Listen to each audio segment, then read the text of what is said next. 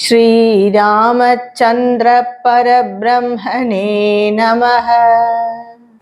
In the last 6 verses of Sri Rama Gita, that is from the verse 41 to 47, Sri Rama gave two beautiful meditative verses, that is in the verse of 43 and 44, are beautiful meditative verses. And one should approach a guru who is qualified in this Atma Jnana, get the knowledge of the self from him, and remain in a solitude place, in a perfect asana, and contemplate on the nature of the self as these two verses, as unborn. This self is unborn. It is all-pervading, pure. And as what is said in the verses 43 and 44, one should contemplate on the self. That is nididhyasana. So this is a perfect exercise. When you meditate like this, you will enter into samadhi. But before going to samadhi, in these verses, that is from verses of 48, Sri Rama gives a practice to enter into samadhi. So that's what is given in these verses. And let us see what practice Sri Rama tells us. Purvam samadherakhilam vichintayed omkara matram sacharacharam jagat tadeva vacham pranavo hi vachakah vibhavyate jnanavashanna bodhatah. Here Sri Rama tells to omkara upasana, to do upasana, that is to think like this, meditate on this omkara. That is before going to samadhi. Before thinking and contemplating like this on the self, one must do this omkara upasana. Because after entering into samadhi, we do not need any practice. So, purvam samadherakilam vichintayet. Before going to samadhi, before entering into the state of samadhi, one should worship on this omkara, and one should do upasana on this omkara, which is otherwise said as the pranava mantra. One should think that this entire universe as this omkara, this entire universe with animate and inanimate objects as omkara. Any object you see, you must think like this. This is not that duality, that object, it is that omkara. And this is, as I said, this is unity in diversity, seeing that essence in everything. Because like this, it is said in the Shastras. Tadeva vacham pranavohi vachakah. Pranava mantram, this omkara upasana is said in Shastras. It is very particularly said in the Mandukya Upanishad. And this Mandukya Upanishad is a very short Upanishad, and it gives so much importance for this omkara upasana. And Mandukya Upanishad is one of the favorite Upanishads of Lord Sri Rama too. Because in elsewhere he says that only by studying and understanding Mandukya Upanishad, only by that Upanishad one can enter into samadhi and one can attain liberation. So that's much importance Lord Sri Rama gives for the Mandukya Upanishad, and that's why he has taken this omkara upasana from that Upanishad. Because it is said in the Upanishad, and like that, before establishing in samadhi, before establishing in this knowledge of self, if a person do this omkara upasana, it will be very helpful for him to enter that final stage. Because this is that avidya is the cause for all this. We see the dualities in this world, that is, the avidya is the cause for all this. And when knowledge rises, this avidya will go. And omkara upasana helps a lot for this, to attain this knowledge. Again, in the 49th verse, Lord Sri Rama says, Akara samjna purusho hi vishvakaha hyukarakasthaijasa yiryate kramat prajno makara paripatyate kilaihi samadhi purvam natu tattvato bhavet. And this Om is the combination of three sounds. You can also tell this as a combination of three letters. That is A, U, M. It is the combination of these three sounds. Because when this world manifested, when this creation manifested, unfolded, and the first sound that heard in this creation is So now that the present time in this existence, the sound we hear is Oh.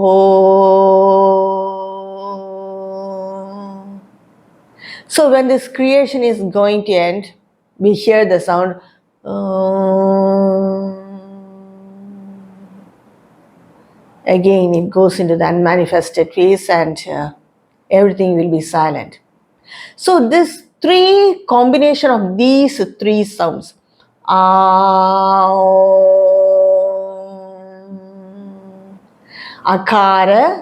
ukara, makara. Then this is the Sanskrit letters akara, ukara, makara. That is a, o, m. In sound, it is a, o, m.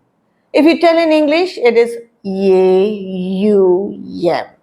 So it is a combination of these three sounds. One must, this is how the subtle vibrations, it's how it exists. But when you pronounce Om, you should not say this Om. Because according to the rules of Sandhi, A and U, it makes the combination O. So to respect the rules of Sandhi, of the Sanskrit, the grammar, one should say it as Om. And you should write it also as Om. That's why all the mantras are Om Shivaya, Om Namah Shivaya, Om Narayanaya Namah. Om is added. It should be added as Om. It should not be said as Om.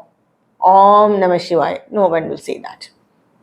This splitting of sound is one and only for meditation purpose. And that's how the Mandukya Upanishad says. Because these subtle vibrations, they were so subtle. And only the Sanskrit language, it closely resembles this vibration. And that's why the rishis revealed that understanding that subtle vibrations by their meditative power, and they revealed those subtle vibrations in the Sanskrit language. And that's how the Sanskrit came into existence. And all the other languages came from Sanskritam only. So the Vedas means it is Sanskritam because only that phonetics of that language very closely resembles the basic vibration. So here that Om should be split into three sounds or the three letters, and we should compare our three states of the intellect with each letter of it. Let us see. That is this Jiva. What is Jiva? Jiva is the reflection of the self, and the self is the witness. That we saw in the previous verses. So the Jiva, when it identifies with the three states of the intellect, it has one certain name.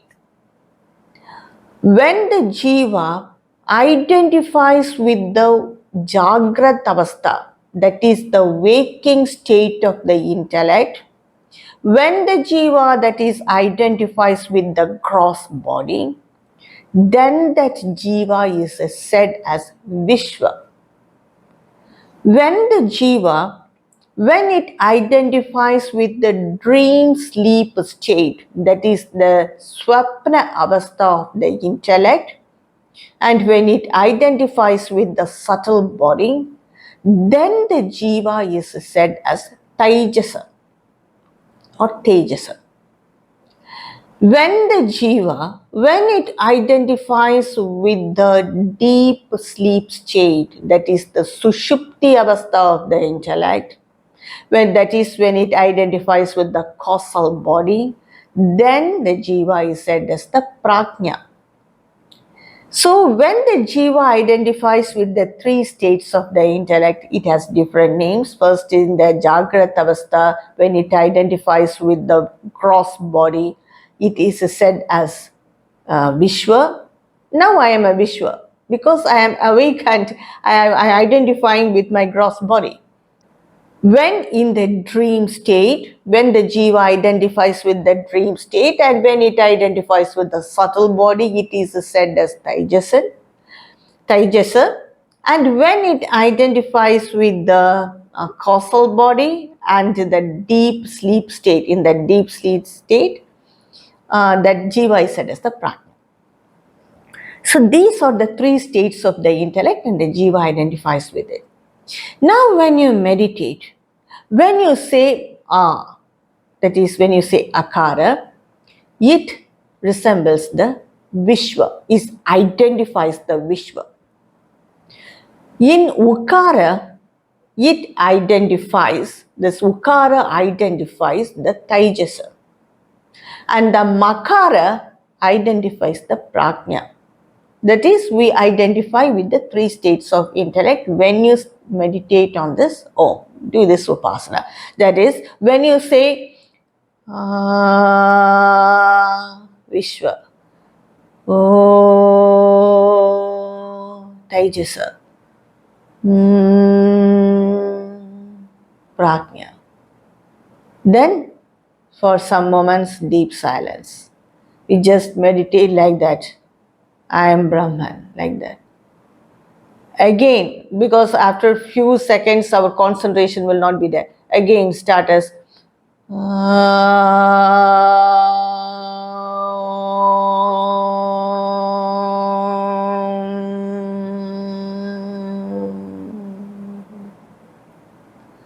like that, we have to practice. That's what is said here. Akara samjna purushohi vishwakaha. In akara is identified with Vishwa. That is, it denotes that being is Vishwa. Ukara taijasa. Ukara is identified with Taijasa. Prajno makara. Makara is identified with Prajna. So this is the commencement. When should you do this? Before entering into samadhi. In samadhi, we will never have any conscious of this omkara or the Vedas or not even the Guru, because you will be in that supreme self. So till then you have to do it. Till that self-knowledge becomes permanent in that person. You have to practice this. Something more also Sri Rama says. Vishwam tvakaram purusham vilapayet ukara madhye bahudha vyavasthitam tato makare pravilapya taijasam dvidiya varnam pranavasya chantime. Here also the meditation is said.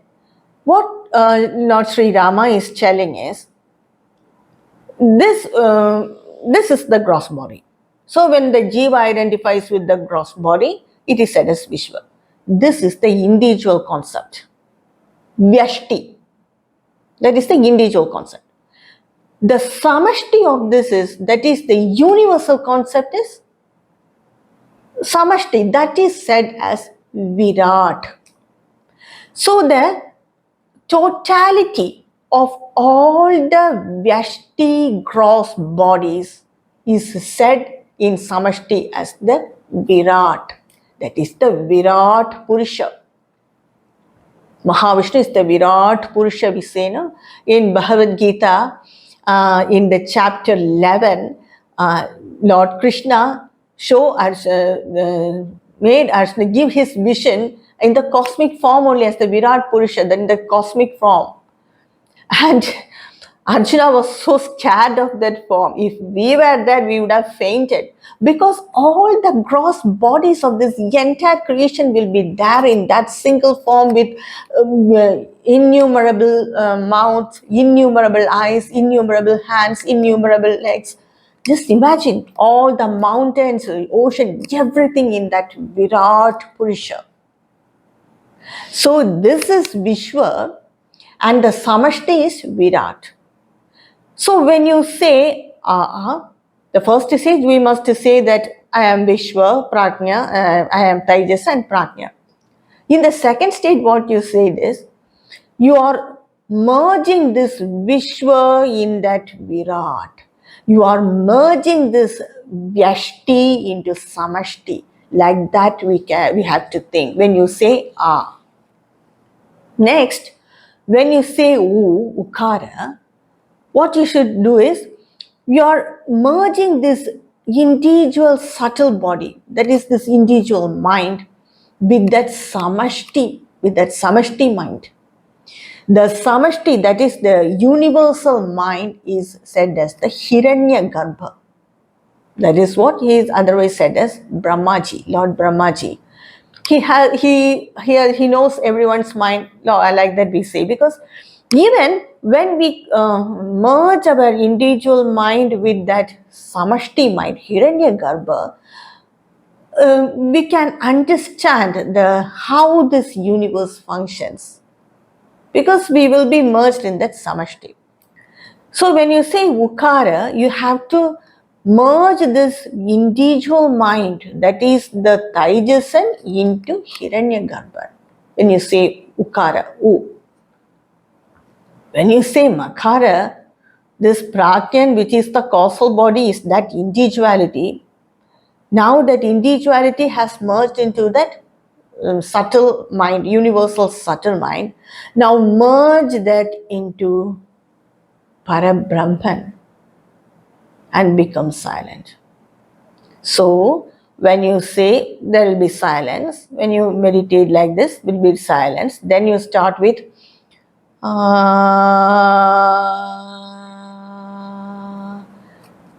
Vishwan into Virat.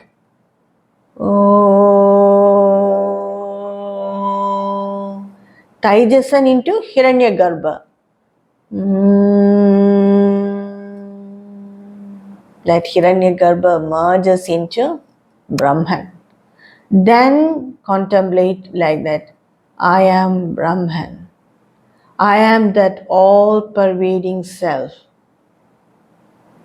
Just be in that bhavana till your concentration goes. At least a few seconds be that. Again start.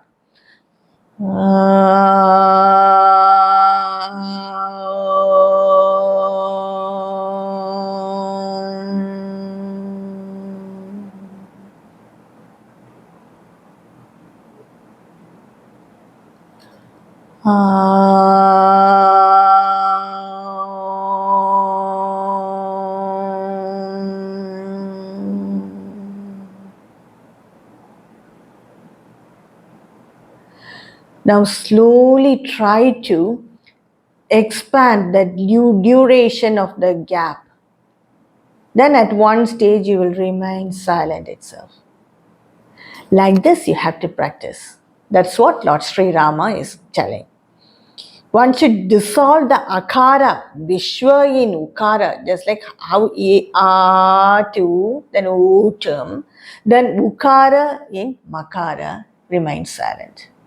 Again also he says, Makaramabhyatmani chidghane pare vilapayet pragyamapiha karanam soham parabrahma sada vimuktimat vijnanadring muktamubhathito malaha. Now you have dissolved the makara into silence. That silence means not that silence of the sound. It is that silence where nothing is there. Nothing that is perceivable by the senses is there. It is different. What is there is not known by the mind or the senses. So just be there in that stage. And then now you have to contemplate that I am Brahman. Just be there. Just like I said, just expand that duration. First, it may be 1 second, then 2 seconds. Just like that, we can meditate for at least 5 minutes in the beginning. So, just like that, Lord Sri Rama says, then we will understand that Soham Parabrahma Sadavi Muktimat. I am that Brahman who is always free. I am always liberated. I have never been born. What is born was my three causal bodies and the mind and the intellect, which I am not that now at present. I am Brahman, I am that self. Just be in that consciousness. Vijnanadrik. I am that object of knowledge. Object of knowledge here is that knowledge of the self. I am that object of knowledge. I am nothing else. I am that object of knowledge. This is when this is the Nirvikalpa Samadhi, where the differentiation goes. That is the meditator, the object of meditation, and the act of meditation. All this will merge. That boundaries will not be there. Vijnanadrit. Vimukti mubhadi. I am free from the upadhis. That is the upadhis are the three bodies, the avasthas, mind, intellect, all those are my upadhis. That is, now we feel that I am that body and mind. We all feel that. But when you do this meditation and we detach ourselves from these upadhis, we feel that I am that self, but I am carrying this baggage of body and mind. Where can I keep it?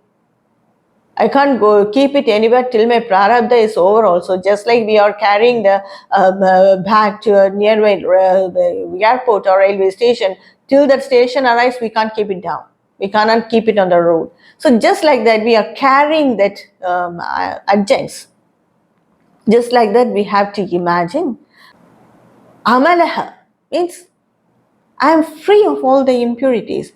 The impurities are in the mind, intellect, and in the three bodies. I am not that adjunct. I am that Atma, the self. So I am free of all those impurities. Again, also, Lord Sri Rama says, in that silence, it is in that silence that I exist. This body and mind exist in that existence. That silence which we normally say, because it is not the silence of the sound, but in that gap, in that pure state, I exist. I am that existence. Like that we have to think. And that existence is also said as Chit. That is pure intelligence.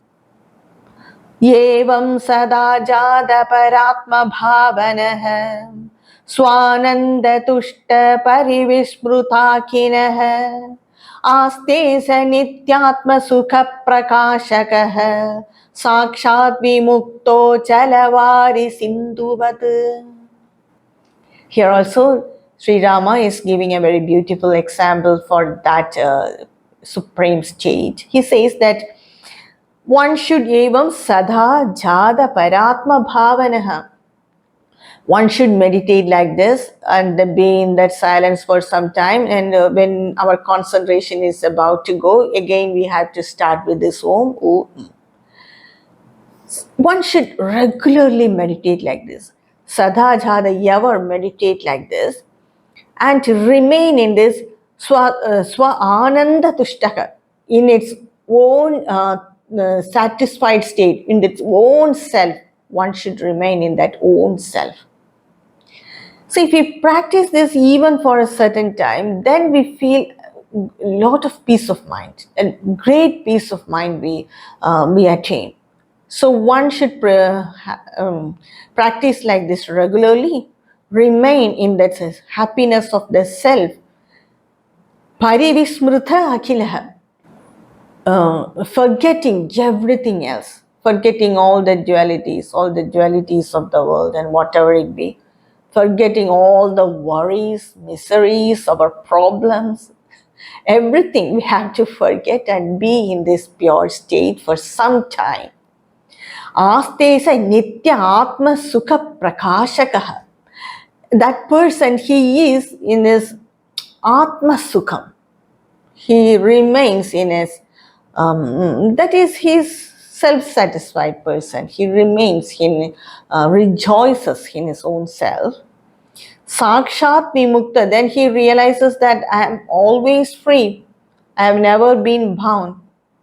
Achala vari sindhuvat, just like Sindhu means like the great ocean. Achala means motionless ocean.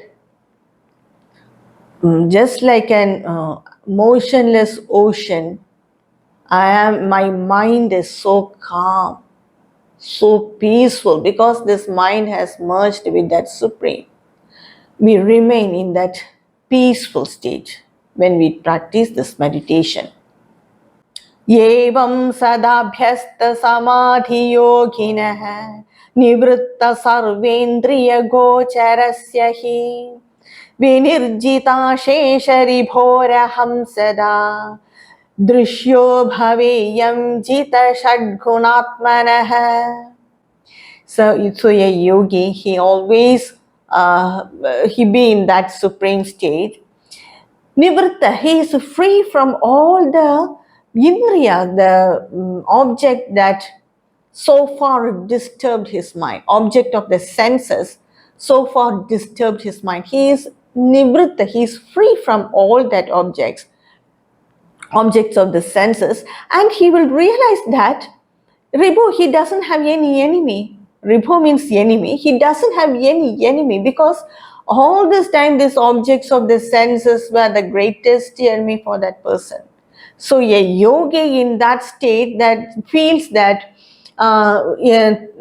understands that he is free from all these enemies, and the enemies are those objects of the senses.